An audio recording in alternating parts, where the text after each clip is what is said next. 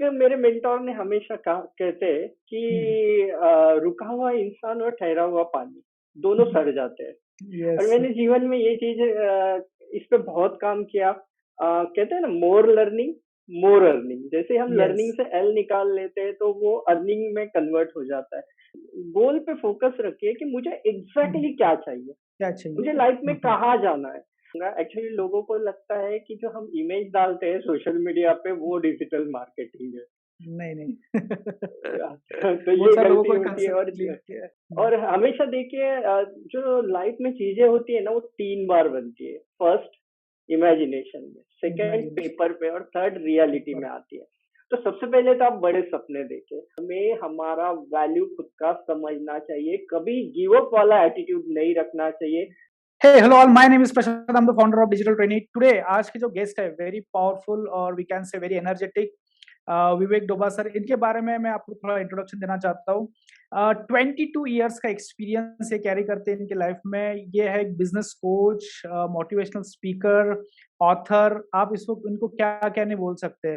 Already उन्होंने 25,000 लोगों का लाइफ ट्रांसफॉर्म कर चुके हैं और भी आगे जाके बहुत सारे लोगों से जुड़े हैं। तो डेफिनेटली ज्यादा टाइम वेस्ट नहीं करेंगे और डायरेक्टली बात करना स्टार्ट करेंगे उनके जर्नी के बारे में। उन्होंने क्या स्ट्रगल किया उनके लाइफ में, डिजिटल मार्केटिंग उनको कैसे हेल्प हुआ, ये पूरा उनका समझेंगे और अपना आगे बढ़ेंगे। Welcome Vivek sir for this podcast, और we can say the interview.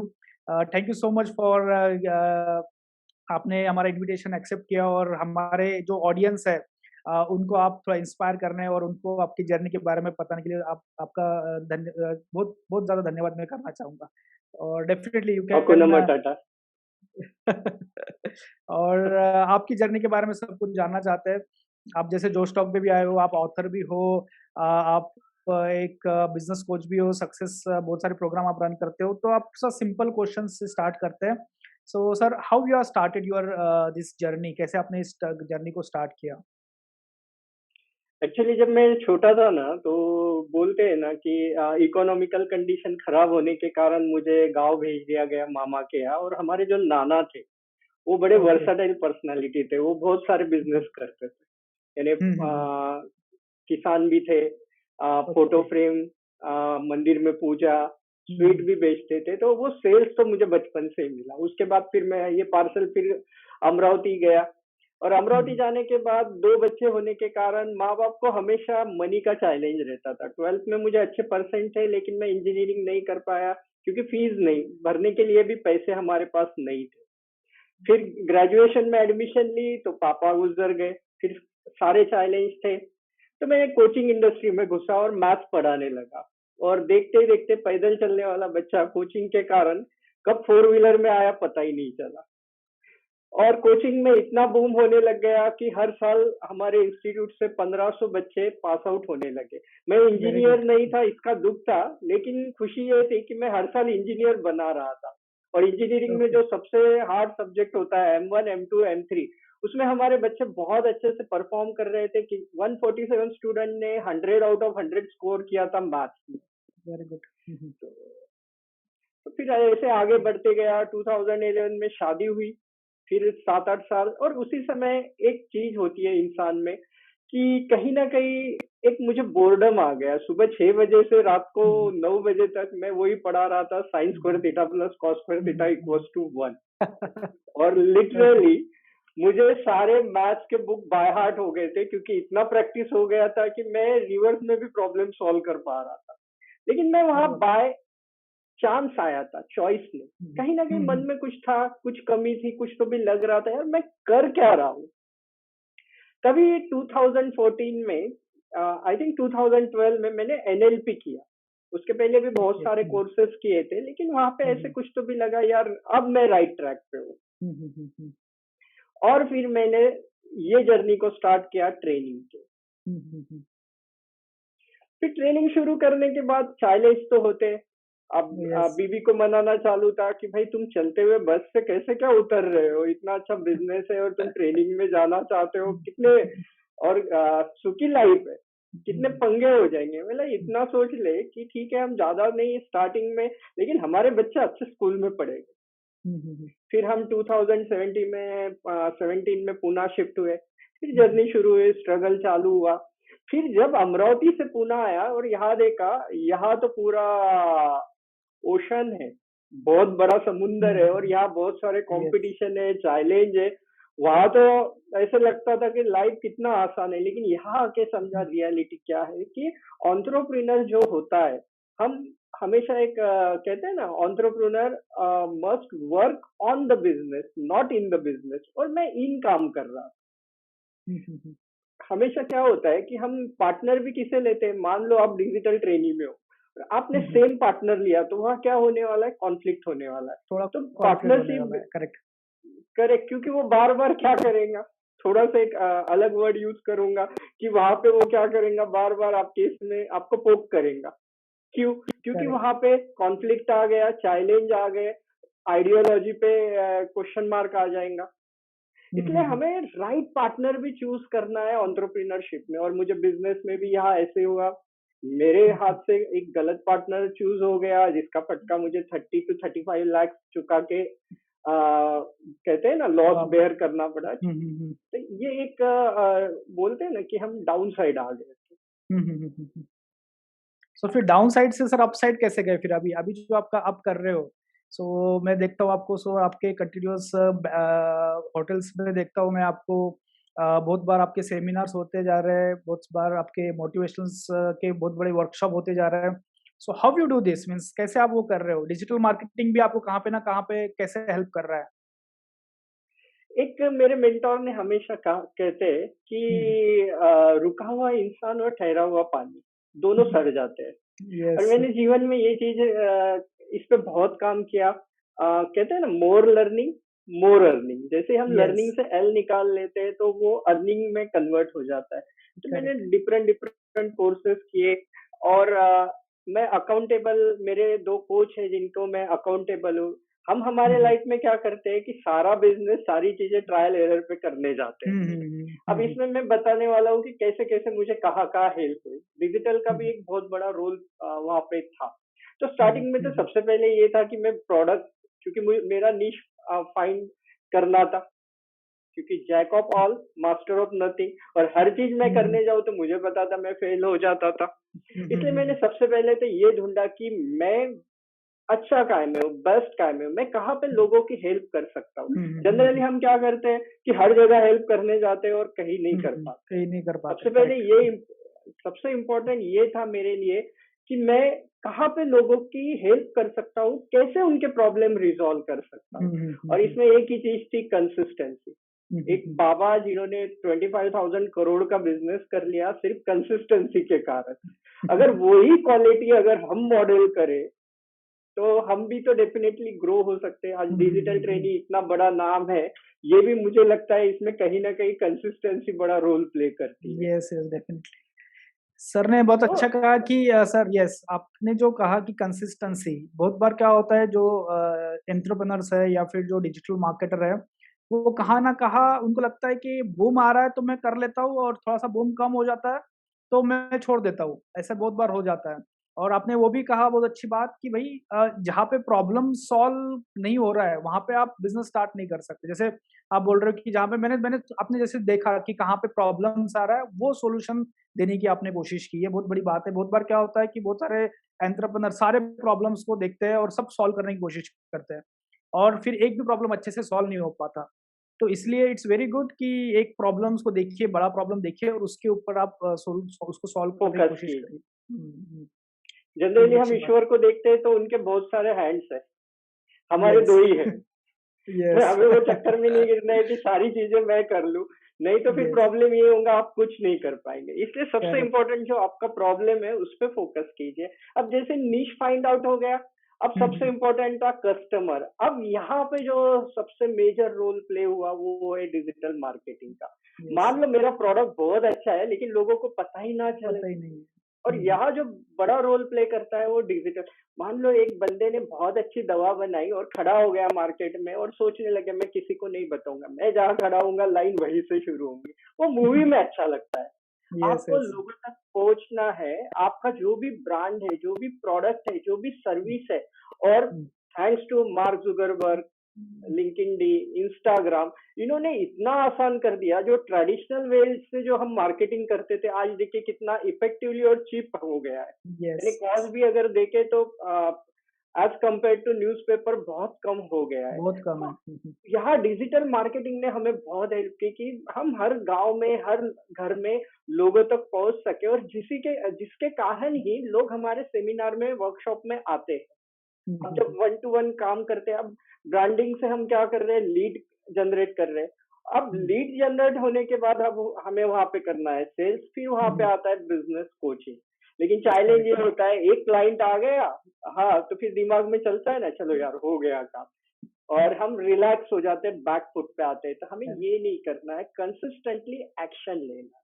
Correct. जितने तो ज्यादा तो सर एक्शन लेंगे उतने ज्यादा। डिजिटल मार्केटिंग आपने मीन्स आपकी खुद की टीम कर रही है या फिर आपने आउटसोर्स किया है? डिजिटल मार्केटिंग कैसे हो रहा है वहाँ पे अभी? एक्चुअली आपको पता होगा, मेरी वाइफ आपकी स्टूडेंट है, यस, यस। और वो अच्छे से हैंडल करती है, और एक टीम भी हमने हायर की है। हुँ, और हुँ। जनरली मैं तो सजेस्ट करूंगा, इनिशियली आप आउटसोर्स कर दीजिए। क्योंकि क्या होता है, हर चीज में अगर आप फोकस करते जाएंगे तो जो आपका हुँ, मेन पोर्टे होता है, मैनेजमेंट, जो आपका हुँ, हुँ, मिशन हुँ, है, हुँ। विजन है, हुँ, और जो हुँ, आपके हुँ, गोल है, उसे हुँ, हुँ, आप हुँ।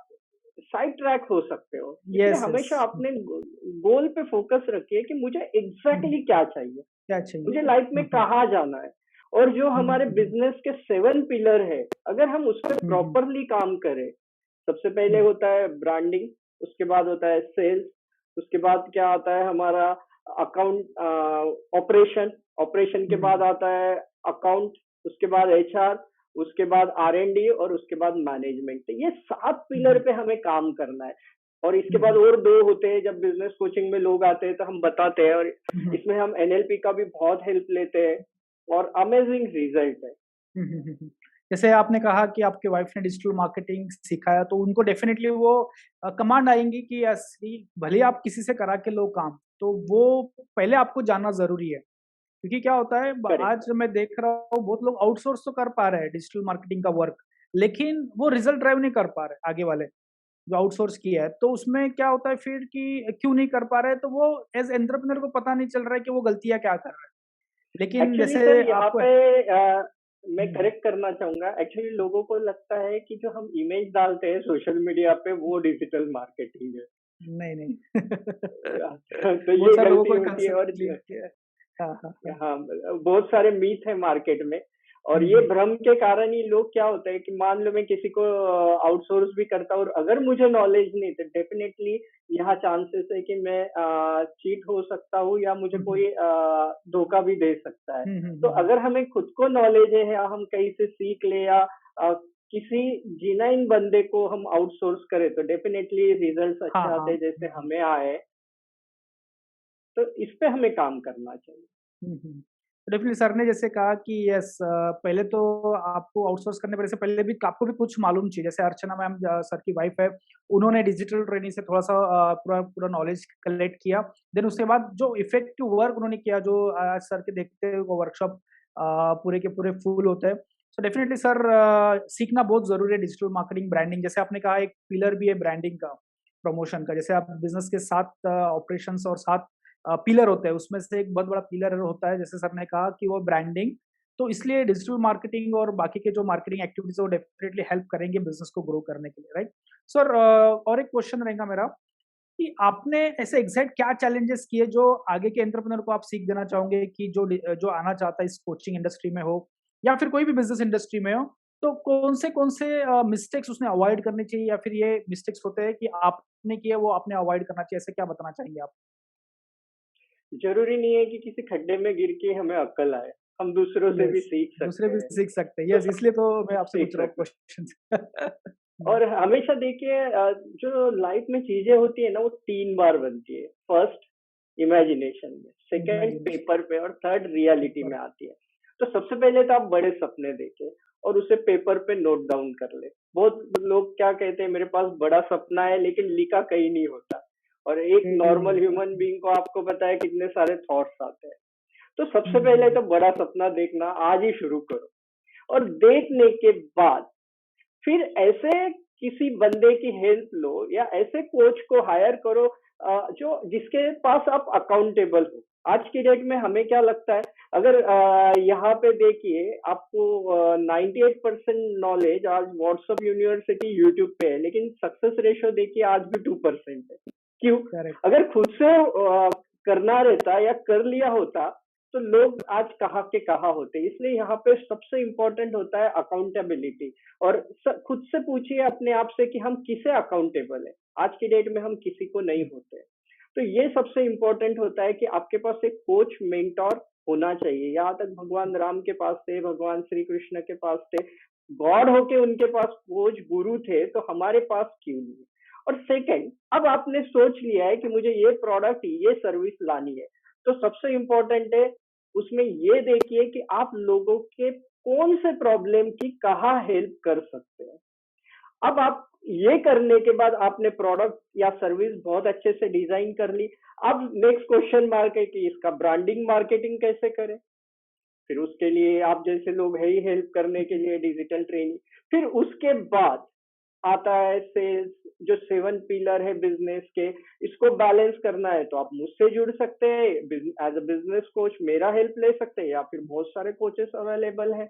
क्योंकि जब तक आप हेल्प, बड़े सपने तो देख लिए लेकिन आप हेल्प लेना नहीं चाहते हो, तो कैसे आपके सपने पूरे होने वाले हैं। यस, इसलिए यस, सबसे यस। इम्पोर्टेंट है कि मैं सारा कर लूंगा, मुझे क्या गरज है, आई नो एवरीथिंग। इस एटीट्यूड को आपको चेंज करना है। और जैसे ही ये एटीट्यूड आपका चेंज होता है और जिस समय आपका शिफ्ट हो जाता है लर्निंग मोड पे, डेफिनेटली आपकी लाइफ में एक सक्सेस मिलता है और आपका ग्रो होना शुरू होता है। Yes, yes. बहुत बड़ी सर आपने बात की कि अकाउंटेबिलिटी क्या होता है कि और आप बहुत वो लोग सोचते रहते हैं, बहुत सारे एंटरप्रेन्योर बस सोचते रहते हैं कि मैं ये करूँगा, मैं वो करूँगा, मैं ऐसा करूँगा, मैं वैसा करूँगा, क्योंकि दिन में तो हज़ारों लाखों थॉट्स आने स्टार्ट हो जाते हैं अपने माइंड में। तो थॉट्स को आपको सोचना होगा कि पहले राइट डाउन करना होगा, जो भी ड्रीम है आपका, वो जो आपको जब जैसे आपने बोला उसको राइट डाउन करना बहुत ज़रूरी है। उस राइट डाउन के बाद फिर बहुत सारी चीज़ें आपको क्लैरिटी मिलना स्टार्ट होगी कि अपन ऐसा कर सकते हैं, ऐसा कर सकते हैं, ऐसा कर सकते हैं। तो क्लैरिटी आ जाती है तो डेफिनिटली उससे हेल्प होता ही होता है। और अकाउंटेबिलिटी तो रहनी चाहिए क्योंकि आप जो कर रहे हो पूरा अकाउंटेबल, आप खुद उसके लिए अकाउंटेबल हो। इसलिए अकाउंटेबिलिटी अपने टीम को भी अकाउंटेबल बनाना ज़रूरी है कि जैसे क्या होता है बहुत बार टीम आपकी अकाउंटेबल नहीं रह पाती। कि हाँ, वो तो इसकी वजह से हुआ, वो इसकी वजह से हुआ। तो जब आप काम दे रहे हो किसी को या फिर खुद का भी काम कर रहे हो तो किसी को अकाउंटेबल करो, ये बहुत बड़ी चीज़ है। और जस्ट सोचते नहीं रहना है, कुछ उसके ऊपर इम्प्लीमेंट भी करते रहना है, राइट डाउन करते रहना है और ये करते रहना है। जैसे आपने जैसे कहा कि बहुत बार क्या होता है लोग फेल होते हैं। फेल क्यों होते हैं? क्योंकि वो बस सोचते-सोचते कर लेते हैं। उनको जैसे सर ने कहा कि खड्डे में गिरना ज़रूरी नहीं है, पहले तो खड्डा आपको पहले जैसे कोच होता है, बहुत बार क्या होता है कोचिंग बहुत ज़रूरी होता है, क्योंकि कहाँ पे ना कहाँ पे आपको प्रॉब्लम आती है और फिर आप रॉन्ग डिसीज़न ले लेते हो, उसका उसका जो लॉस होता है या फिर उसका रिग्रेट बहुत बड़ा होता है। यस और नो सर? इसलिए आज कोचिंग इंडस्ट्री और बिजनेस कोच होना बहुत ज़रूरी हो जाता है और इसकी वजह से क्या होता है, फ़ायदा ये हो जाता है कि आप जहाँ पे एक डिसीज़न लेना हो, ये डिसीज़न लूँ या ये डिसीज़न लूँ, तो वो एक अलग माइंड जो होता है, जो जिन्होंने ऑलरेडी बिज़नेस को सक्सेस किया है, वो आपको जो इनपुट्स देगा, हो सकता है वो इनपुट की वजह से आपका बिज़नेस बहुत बड़ा ग्रो हो जाए। तो इसलिए ट्रू। कोच का होना सर आज के लिए बहुत ज़रूरी है। और इन फ्यूचर फिर जैसे एक आधा हो सकता है कोच भी गलत हो, लेकिन एक होता है ना कि कुछ गलती से भी बहुत बार सीखने को मिल जाता है। जैसे आपने गलतियाँ ही नहीं की लाइफ में, तो आप आगे ही बढ़ नहीं सकते, ऐसा भी बोला जाता है। गलतियाँ तो होगी ही होगी, लेकिन बहुत बड़ी गलती नहीं हो जाएँगी। जैसे आपने एक आधा करोड़ रुपए इन्वेस्ट कर दिए, लेकिन कुछ ज़रूरत नहीं थी। हो सकता था वो आउटसोर्स करके आपको बहुत कम पैसे में मिल जाता। हो सकता था वो बिज़नेस ट्रू। कोच के ट्रू। पास बहुत सारे दिमाग आइडिया होते कि उस आइडिया की वजह से आपका लॉस कम हो जाता। तो इसलिए बिज़नेस कोच की ज़रूरत बहुत हमेशा रहती है। जैसे मैं भी विवेक सर से जुड़ा रहता हूँ, कुछ ना कुछ हेल्प लेता हूँ। सर ने मुझे भी ऑथर बना दिया, जैसे सर ने मुझे बहुत हेल्प किया है, मैं भी एक ऑथर बन गया हूँ। विवेक सर ने मुझे हेल्प किया कि कैसे-कैसे ऑथर के क्या स्टेप्स होते हैं, क्या करना पड़ता है ऑथर बनने के लिए, कैसे राइट करना है बुक्स, तो सर ने भी मुझे बहुत हेल्प की उस जर्नी में। तो सर ने भी मुझे बहुत बार कोचिंग भी दिया है, ऐसा नहीं है कि क्या-क्या करना चाहिए, आगे-आगे क्या-क्या क्या-क्या ग्रो करना चाहिए। और इसलिए मैं सोचता हूँ कि हमारे जो स्टूडेंट्स हैं, जो एंटरप्रेन्योर बनना चाहते हैं, उसको भी कुछ हेल्प लगे तो डेफिनिटली विवेक सर तो है ही। मैं सर का कॉन्टैक्ट वगैरह तो सबको दूँगा ही डेफिनिटली सर। और एक सर कहना चाहता हूँ थोड़ा एनएलपी के बारे में बताइए। बहुत लोगों को एनएलपी के बारे में पता ही नहीं है कि एग्जैक्टली ये फील्ड क्या है। लेकिन एनएलपी का जो मैजिक है वो बहुत बड़ा है। आप भी जानते हो उसके बारे में। तो एनएलपी बहुत लोगों को और भी आज भी इतना अवेयरनेस नहीं है। तो इस आपके आपके ज़रिए थोड़ा-सा लोगों को अवेयर हो जाए एनएलपी के बारे में, हमारे जो स्टूडेंट्स हैं उनको भी पता चल जाए। तो थोड़ा-सा आप एनएलपी के बारे में बताइए हमें। मैं इसको थोड़ा सिंपल और स्टोरी पैटर्न में बताऊंगा। दो दोस्त श्योर, रहते हैं श्योर। कॉलेज में। दो हुँ, दोस्त हुँ। होते हैं, एक जेरी और एक जो। जेरी कैसा लड़का है, बैक बेंचर है, हमेशा पीछे बैठता है। और होता है ना, कॉलेज लाइफ में हर लड़की पसंद आती है और उसे बहुत सारी लड़कियां भी पसंद आती है, लेकिन चैलेंज ये है कि हिम्मत नहीं है कि जाके प्रपोज करे। और किसी लड़की को भी पता नहीं है कि ये सच में हमें लाइक करता है, क्योंकि इसका बॉडी देखेंगे, इसका पर्सनालिटी देखेंगे तो सो सो है। अब ये जो है, ये जेरी जो है अपने दोस्त जो को बताता है, और जो का भी सेम प्रॉब्लम है, क्योंकि ऐसे ही दोस्त आपस में दोस्त रहते हैं अच्छे से। और ये दोनों बेचारे फ्रस्ट्रेट है, लेकिन जेरी के माइंड में एक थॉट आता है कि यार मेरे पास कोई सुपर पावर हो उड़ने की, तो हर लड़की तो मुझ पे लाइन मारेंगी। और जेरी ऐसी कहानियां बनाता है जो को बताता है। तो जो पिक्चर बनाने में बड़ा एक्सपर्ट है, वो जीवित कर देता है चित्रों को। और ग्रेजुएशन के बाद भी दोनों साथ में रहते हैं। और ये एक जो कहानी है एक बच्चे की, वो बच्चा जो अलग प्लेनेट से आता है, और वो आपको भी पता है वो कहानी सुपरमैन। लेकिन पता है ये हैप्पी एंड है, लेकिन इसकी रियलिटी पता है। ये दोनों ने जब ये कहानी लिखी थी तो नियर अबाउट बहुत सारे मैगजीन के पास पब्लिश करने के लिए भेजी, और सबने रिजेक्ट किया। और रिजेक्शन से क्या होता है, हमारा एक स्ट्रांग बिलीफ बन जाता है कि यार मैं तो फेल हो रहा हूँ। और पता है कुछ आई थिंक मार्च 1932 में, या एग्जैक्टली याद नहीं, तब डीसी मैगजीन ने राइट्स खरीद लिए थे और दोनों को जॉब दिया। और पता है कितने डॉलर दिए दोनों को? $130, यानी $65 ईच। और आपको पता है सुपरमैन आज कहाँ पे है? और ये दोनों को जब पता चला कि ये इतना पैसा कमा रहे हैं बिलियंस में, और हमें कितना दिया, $65 ईच, और जब ये प्रॉफिट में शेयर मांगने गए तो पता है इनको जॉब से भी निकाल दिया गया और डांट भी पड़ी। बाद में बहुत सालों बाद जब कोर्ट में केस की और पब्लिक के प्रेशर, कोर्ट में भी ये हार गए थे। बाद में पब्लिक के प्रेशर के कारण दोनों को $20,000 हर साल देने का कमिट हुआ। अब एनएलपी कहाँ हेल्प करती है? अगर हम खुद का वैल्यू कर नहीं सकते, लाइफ में जब फेलियर आते हैं, रिजेक्शन आते हैं, तो हम गिव अप कर देते हैं। एनएलपी हमें यही सिखाती है कि हमें गिव अप नहीं करना है। Neuro linguistic programming, neurons, linguistic भाषा और प्रोग्रामिंग पैटर्न, कि हमारे कैसे पैटर्न बने, प्रोग्रामिंग कैसे बने हैं, हम पैसे के बारे में क्या सोचते हैं, खुद के बारे में क्या सोचते हैं, हमारे सराउंडिंग के बारे में क्या सोचते हैं, ये सारे जो चैलेंज होते हैं, इन सिंपल लैंग्वेज एनएलपी एक ब्रेन मैनुअल है जो आपकी हेल्प करता है। जैसे मोबाइल के साथ मैनुअल आता है, वैसे एनएलपी हमें कैसे ब्रेन हमें यूज करना है और नेक्स्ट लेवल पे सक्सेसफुल होना है, वहां पे न्यूरो लिंग्विस्टिक प्रोग्रामिंग हेल्प करती है। और कहानी से तो हमें यही लर्निंग मिलती है कि हमें हमारा वैल्यू खुद का समझना चाहिए, कभी गिव अप वाला एटीट्यूड नहीं रखना चाहिए, नहीं करेक्ट, तो जो और जेरी होने में समय नहीं लगेगा आपके। करेक्ट। हुँ, हुँ। सो जैसे सर ने कहा कि यस ये पूरा आप क्या सोचते हो खुद के बारे में? आपका खुद का कंट्रोल है या नहीं आपके बारे में? ये पूरा एनएलपी के अंदर होता है। तो डेफिनिटली सर इसके कोचिंग भी करते हैं। तो सर कुछ इसके बारे में बताना चाहेंगे आप हमारे ऑडियंस को कि कैसे आपसे जुड़े इसके बारे में? जनरली हम देखिए 3 इसमें काम कर रहे हैं, बिजनेस सक्सेस कोचिंग, हुँ, जिसमें हम क्या करते हैं, हुँ, स्टार्टअप से लेके जो बिजनेस ओनर है उन्हें हम हुँ, हमारे हुँ, उनके पिलर पे काम करने में हेल्प करते हैं, जिससे वो एक स्टेबल बिजनेस और प्रॉफिटेबल बिजनेस रन कर सकते हैं। सेकंड, जो लोगों को हुँ, पर्सनल लाइफ में चैलेंज है, मैं बोलता हूँ बिजनेस हुँ, मैन रहो या कोई भी बंदा रहो, वो ट्रायंगल के 3 कॉर्नर 3 एजेस पे अटका है। हुँ, अगर बिजनेस, करेक्ट, लाइफ और हेल्थ, और 3 में से अगर यस, एक भी इम्बैलेंस है तो आपको पता है वो गोल्डन ट्रायंगल क्या होगा। तो सबसे यस, यस, इम्पोर्टेंट है अपने उस ट्रायंगल को बैलेंस कर ले, और उसके लिए बिजनेस कोचिंग, लाइफ कोचिंग और एनएलपी, तीन यस, ही एज आपको हेल्प करते हैं। और अगर आप मुझसे जुड़ना चाहते हैं तो मेरा नंबर सर से ले लीजिए, और मेरी वेबसाइट या गूगल पे विवेक डोबा भी डालते हो तो थैंक्स डिजिटल कि यस। गूगल पे सिर्फ विवेक डोबा भी डालते हो तो सारे डिटेल्स आ जाते हैं। ये पहले नहीं होता था, हुँ, हुँ, हुँ। सो आपका कैसा सर डिजिटल ने एक्सपीरियंस हमें रहा? डिजिटल ट्रेनिंग से आपका कैसा एक्सपीरियंस रहा? मैम का कैसा डिजिटल एक्सपीरियंस रहा? वो ट्रेनिंग, कर पा रहे अच्छे? हाँ, बेस्ट बेस्ट बेस्ट, तभी तो यार हम इतने लोगों तक पहुंच पा रहे हैं। Yes, yes. So thank you so much, Vivek sir, for coming to us and giving your thoughts to our audience. So definitely, जो हमारे स्टूडेंट्स हैं, जो हमारे बिजनेस ओनर्स, एंटरप्रेन्योर्स हैं, जो बनना चाहते हैं आगे जाके, तो इस सेशन से कुछ ना कुछ उनको वैल्यू एडिशन मिलेगा। और डेफिनेटली इसके अंदर डेप्थ में जाना होगा तो विवेक सर आपसे साथ जुड़ेंगे इन फ्यूचर, ठीक है?